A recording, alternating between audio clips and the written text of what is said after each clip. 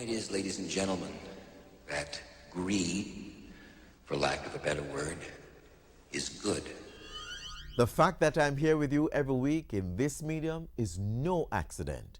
I love all things to do with the tube, and movies are a passion. And I can't lie, that is one of my favorite cinematic moments. But whatever Gordon Gekko might say, greed is not good, but then it doesn't follow that money is bad either. It's merely the means to an end. In the right hands, like a government with a plan. Put to the right use, like helping people with a better quality of life. Money can be a powerful tool for good. And it's what we want to focus on this Monday as the government in office gets ready to tell us how much they will spend for the next year and why we'll all be better for their efforts. Don't move.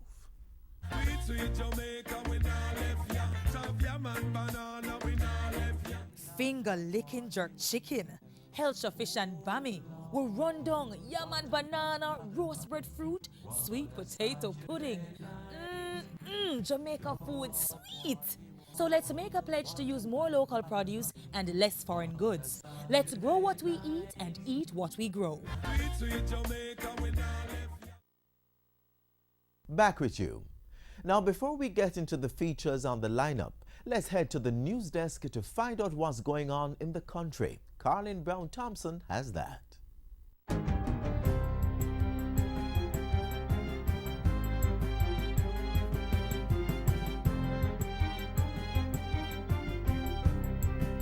Good day, I'm Caroline Brown Thompson and this is your JIS News for Monday, March 31.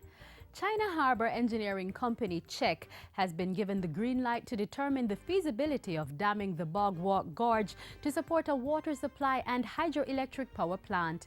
On Friday, CHEC signed a memorandum of understanding with the Ministry of Transport, Works and Housing to carry out the study. The dam, if built, would be able to store in excess of 1.9 billion gallons of water. That compares to the 800 million gallon capacity of the Mona Dam, which is the country's largest water facility. It could significantly adjust our normal annual concern about water, potable water for the Kingston metropolitan region. And assuming the technical analysis goes well, it will certainly put that problem to bed for long in the foreseeable future. Minister Davies says once the study indicates that the concept can work, the project will move to the implementation stage. This project involves water for human consumption, water for irrigation purposes, and expansion of our capabilities in terms of renewable energy. CEO of the private sector organization of Jamaica, PSOJ, Dennis Chung, says the country should not be worried about the shortfall in the primary surplus balance in January. The Economic Program Oversight Committee, EPOC, recently reported that for the first time since government signed the 4-year extended fund facility with the International Monetary Fund, the primary balance fell short of the budgeted figure in January. The January 2014 primary balance of $67.5 billion was 2% short of the $69.6 billion budgeted. Speaking on JIS TV's Issues and Answers program, the PSOJ CEO said government had the resolve to meet the target at the end of the financial year, as well as pass the 4th IMF review test. I think they're going to meet it. You're optimistic you think they're going to meet it? Because I think there's enough in the capital budget and enough that they've done on the supplemental budget to actually come in on targets and meet that. The government's target is to get the primary surplus to 7.5% of the gross domestic product.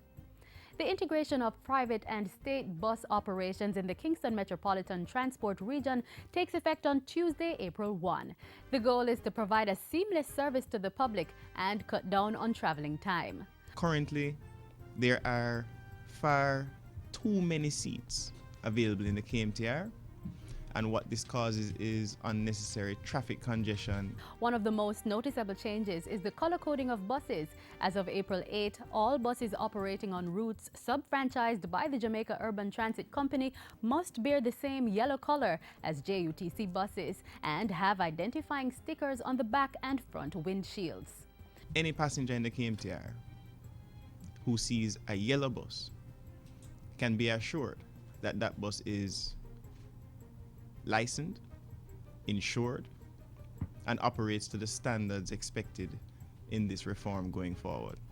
Drivers and conductors of sub-franchised vehicles are expected to wear uniforms prescribed by the Transport Authority. The private bus operators will be expected to issue tickets, charge the correct fares, and operate according to their routes. As of April 1st, the laws governing the operation of minibuses will be rigidly enforced by the police, Transport Authority, JUTC revenue inspectors. And finally, Prime Minister Portia Simpson Miller has lauded the stellar performance of Jamaica's student athletes at the just concluded ISA Boys and Girls Championships. The Prime Minister, who was speaking with JIS News on the final day of the championships, said the students' performance was a testament to the spirit of the Jamaican people. I'd like to commend the students themselves. Today, this afternoon, is a demonstration of the strength, the courage, and determination of our Jamaican people. And let me say that the amount of records that we heard, broken here this afternoon, we say to the rest of the world, look out, Jamaica is coming. Minister Natalie Nita Headley also lauded the performances, even as she made it known that the government was carrying out major initiatives to support the development of student athletes. We want to ensure that there's going to be sustainability. And so as a government, we have passed a national sports policy here for Jamaica, which will guide the development of sports going forward for the next 10 years. Calabar High and Edwin Allen captured the boys and girls titles at the championship. And that's it for JIS News today. I'm Carleen Brown Thompson. Thanks for watching.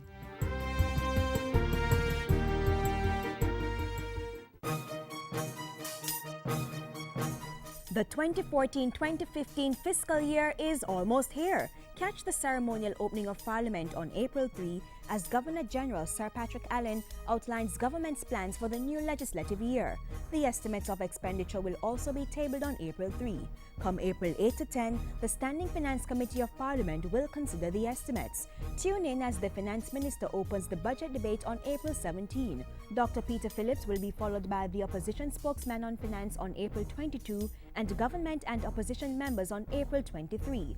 The Opposition Leader will make his contribution on April 24 and the Prime Minister makes her presentation on April 29. The budget debate will close on April 30 with the Finance Minister. It's the 2014-2015 budget debate. Stay informed and keep watching Jamaica Magazine.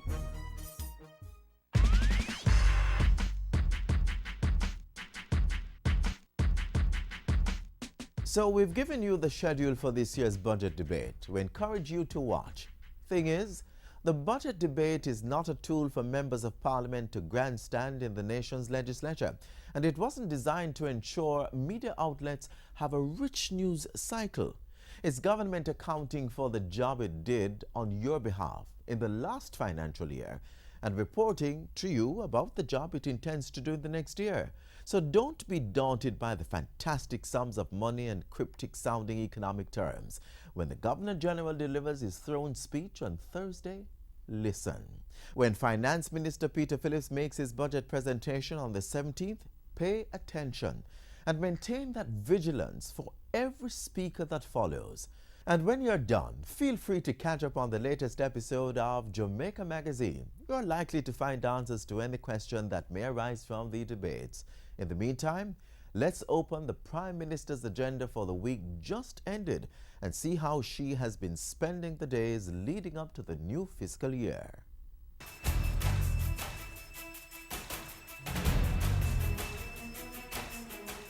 Prime Minister calls on private sector to invest more in Jamaica. Wellness resort and spa to boost medical tourism. Prime Minister chairs first meeting of National Cultural and Creative Industries Commission. And we say to the rest of the world, look out, Jamaica is coming. High praises for students who participated in the 2014 staging of the Boys and Girls Athletics Championships. This is Jamaica House Weekly. I'm Samantha Allen.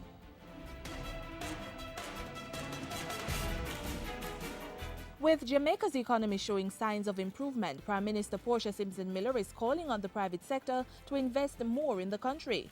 The economy recorded 1.4% growth in the October to December quarter, and under its economic reform program, government has been cutting expenditure while reforming systems like tax administration and revenue collection.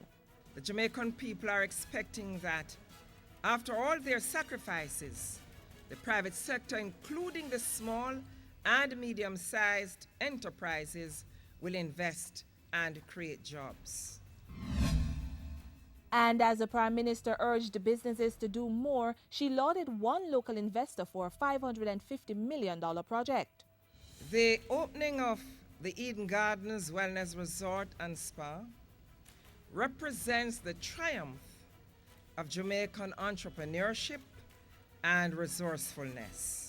Local scientist and entrepreneur Professor Henry Lowe is responsible for the new establishment at 39 Lady Musgrave Road. The Eden Gardens Wellness Resort and Spa, which was reopened last Tuesday, will help Jamaica to tap into the $40 billion global medical tourism market. It has been estimated that Jamaica has the potential to attract over 20,000 wellness tourists to our spas, generating over $42 million annually. The Prime Minister has broken ground for the construction of 32 housing units under Phase 1A of the Majesty Gardens Housing Development Project in Kingston. The units are being built by the National Housing Trust under the Community Renewal Program being spearheaded by the Planning Institute of Jamaica. This 32-unit development will be a new model for NHT inner city housing. There will be a single-story starter unit with room for expansion. Beneficiaries of these units will also be provided with designs free of cost to accommodate the expansion. The project should also provide jobs for residents. Young people are trained under the Youth Build program will be employed during the construction phase. Some $11 million will be spent on labor. Under Phase 1 of the project, 48 strata units built at a cost of $172 million were handed over to Majesty Gardens residents in December last year. With much emphasis being placed on making money from Brand Jamaica, stakeholders are coming together to develop and implement strategies to leverage the brand. Last Tuesday, the Prime Minister hosted the first meeting of the National Cultural and Creative Industries Commission. This should be a very important part of our national development, and so I feel that if we could get together and you all could come up with the kind of discussion and the suggestions that government should adopt. The National Cultural and Creative Industries Commission has been mandated to develop a national cultural and creative industries policy and master plan to further develop the industry. Jamaicans are being urged not to put up with any form of gender-based violence. The call came from Minister without portfolio with responsibility for information, Senator Sandria Faulkner, at the recent Caribbean Conference on Domestic Violence and Gender Equality. We have, as a society, to put aside this notion that what occurs within the four walls of any home must remain there and that it is their private business, nobody else's. Such an attitude is wrong, and it will only result in the continuation of violence and abuse. The conference was held at the Montego Bay Convention Center under the theme Breaking the Silence. And finally, the Prime Minister and Minister with responsibility for sport, Natalie Nita-Headley, have praised the outstanding performances of students at this year's staging of the Boys and Girls Athletics Championships. Calabar High won the Boys Championship with 305 points, while Edwin Allen got 337.5 points to cup the girls' title. This afternoon, we say to the rest of the world, look out, Jamaica is coming. Another exciting year of champs. We continue to see the kind of developmental process taking place in sports in Jamaica.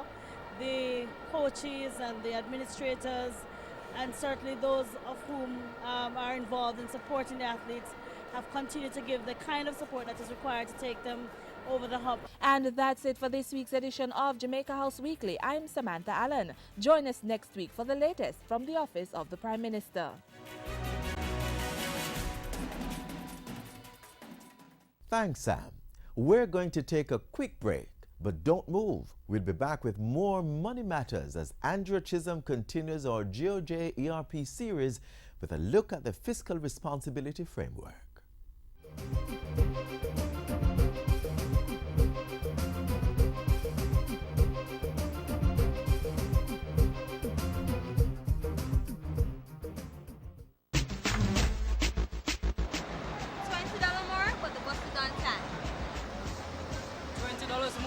Get to work on time.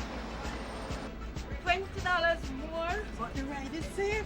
And the journey is calm, nice, and cool. $20 more, I use my new Smarter card, and that's it. I use my new Smarter card, and I don't pay anything extra. That's mine. That's mine. That's mine. That's our improved JUTC experience. Travel with the JUTC. Take the ride, enjoy the experience. The Jamaica Urban Transit Company, your route to excellence.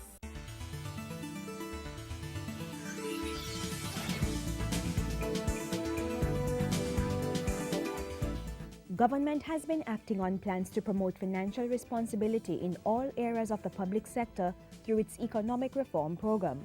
As a first step, the Public Debt Management Act, which was passed in November 2012, outlined a framework within which decisions would be made on the management of debt. Later, in March 2014, both houses of Parliament passed fiscal rules legislation. It sets expenditure limits, revenue limits, deficit targets, and debt limits. This will then ensure that the budget is sustainable and that the government does not spend more than it's pulling in from revenues and grants. 2 acts were amended to make the legislation possible: the Fiscal Administration and Audit Act and the Public Bodies Management Accountability Act.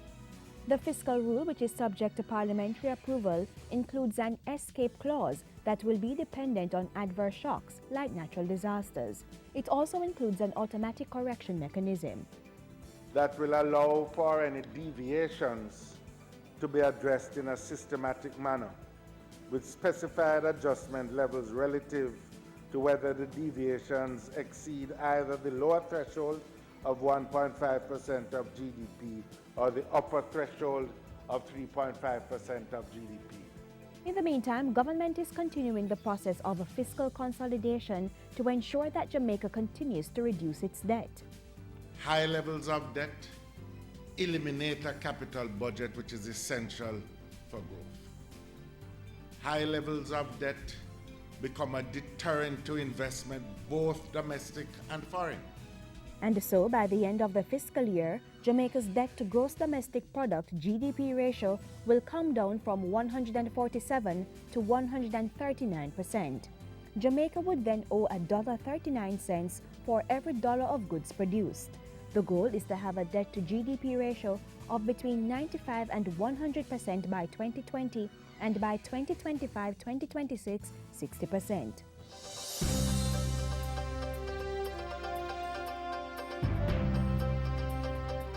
As part of the fiscal responsibility framework under the Economic Reform Program, government also completed the rollout of a Central Treasury Management System, CTMS. The CTMS is used to manage, among other things, government's cash and bank accounts as well as public debt.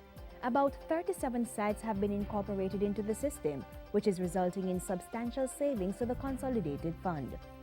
All those sites are now online, and the government of Jamaica is not holding those balances any longer in the private financial institutions and borrowing the money at great cost to us. Improving efficiency and saving through public sector transformation is also critical to the fiscal responsibility regime.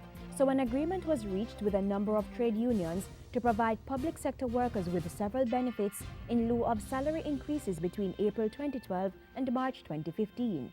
3,000 vacant posts were also removed from the civil service through the Civil Service Establishment Order 2012 resolution. Meanwhile, pension reform, which involves public sector workers contributing to their pensions, should be implemented by April 2016. public officers must improve their skills in public procurement, and at the same time, this system must be improved. Government's public procurement system will therefore be revamped to achieve greater levels of transparency, equity, and efficiency. The corporate governance framework and the public-private partnerships privatization policy, meanwhile, are addressing weaknesses in public bodies.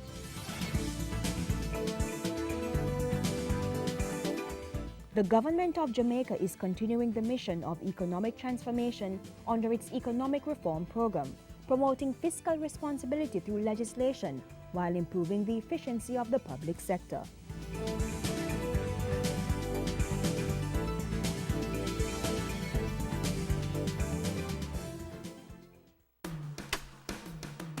Bamboo Growers, companies involved in the manufacturing of bamboo products. Get registered with the Bureau of Standards Jamaica. The BSJ is a member of the International Network for Bamboo and Rattan, and the government of Jamaica wants to develop a standard-led bamboo industry that could lead to job creation and economic growth. Companies, your products could be stamped with the regionally recognized Jamaica-Made Mark certification and the National Certification Mark. Get registered and receive quality training and international certification. For more information, call the Bureau's Special Projects Department at 926-3140 or visit the BSJ at 6 Winchester Road, Kingston 10.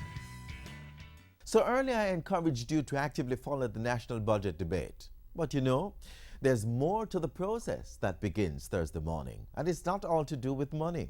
Tune in early and you'll see men and women of the Jamaica Defense Force putting on a grand show. Pay attention to what they'll be wearing. Keep our next feature in mind and enjoy colors like you may not have done before. In ancient societies the world over, colors have been used by armies in battles to symbolize various units or signal a point of reference. This tradition has been passed down in different forms to many generations. In Jamaica, the ceremonial functions of the military partly involve aspects of this color system. A color is the official flag of a military unit. A relic of British traditions, colors form an important part of the ceremonial activities carried out by the Jamaica Defense Force.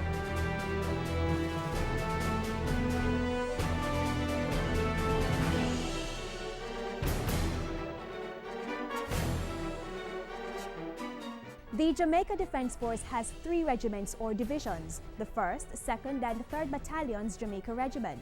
Each regiment has a specific color assigned to it along with the Queen's color. The background color for the 1st Battalion is royal blue.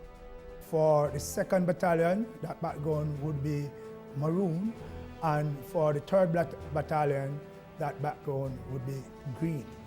The color that resembles the Jamaican flag is known as the Queen's color, symbolizing the monarch as Jamaica's head of state. The Queen's color is the senior color, and it has on it the St. Edward crown, and it will have the Jamaica Regiment, and in the center you'll have whatsoever battalion that is from, a numeral either 1, 2, or 3. The colors are the pride and joy of the regiment. Let's take a look at some of the features of the colors for the 1st Battalion Jamaica Regiment. In addition to the royal blue background, the regimental color for the 1st Battalion has gold thread, a wooden pike, a brass tip on the pike, and a tassel. One of its features is the St. Edward's crown, a British crown jewel. Another symbol on the regimental color is the crocodile. The crocodile is a prominent element in the coat of arms of Jamaica. It's indigenous to Jamaica and represents the strength and aggression required of an armed force. The motto for the 1st Battalion Jamaica Regiment, Forward, indicates the unit's determination, resilience, and a drive for advancement in all things.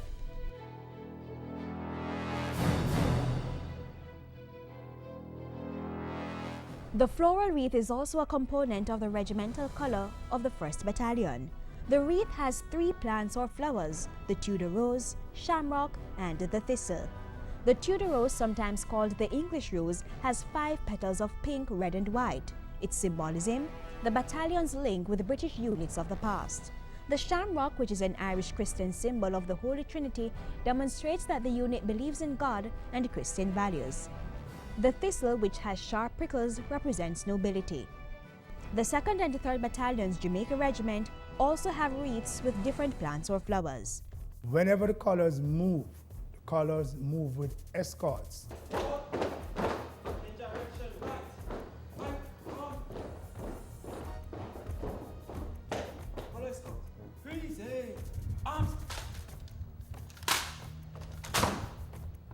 With those escorts, they are a conducting warrant officer for the color party and 2 senior non-commissioned officers that escort the colors and a color sergeant that stand between both colors when they are in parade. Now, before the colors are put to use, they have to be consecrated. The Governor General, as a representative of the monarch, usually presents the colors to a unit if no royalty is present. And when the colors get old or retired, the Garrison Church of the Ascension at Up Park Camp provides a safe haven. When it is retired, it is not just thrown away. It is laid up, and that's another parade that is done. In the Jamaica Defense Force, it is in this church that the whole colors are laid up. And that's a whole ceremonial parade by itself. And there are certain procedures that we go by in laying up the colors.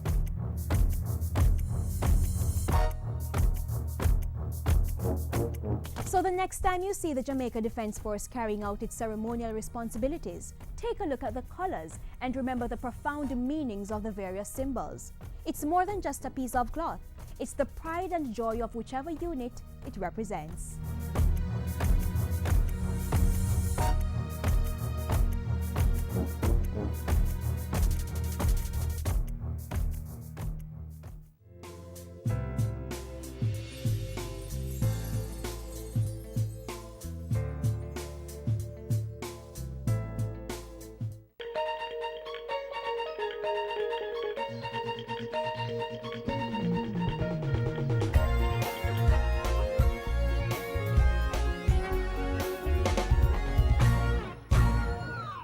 Welcome to the FSC Minute. I am Nadine Newsom. Today we explore issues related to investments, and joining me is Sonia Nicholson, Senior Director of Securities with the FSC. Welcome to the FSC Minute, Sonia. Thank you, Nadine. Sonia, what is a client statement? Nadine, a client statement is essentially a report from an entity detailing the client's investment with that entity. It can be regarded as a statement of account. And what is required on a client statement? A client statement, by law, is required to detail the type of investment the client has with that entity, the debit or the credit balance that may be on the client statement, and also a statement indicating whether the funds are held for safekeeping or in segregation. How often should investors receive client statements from their securities dealers? Once there's a credit or a debit balance or securities held on behalf of clients, the securities dealer should send statements to the client at the end of each month once there's a transaction during the month. If there's no activity, then the client statement should be sent once every 3 months at the very least. Thank you, Sonia. My guest today was Sonia Nicholson, Senior Director of Securities at the FSC. For the FSC Minute, I am Nadine Newsom.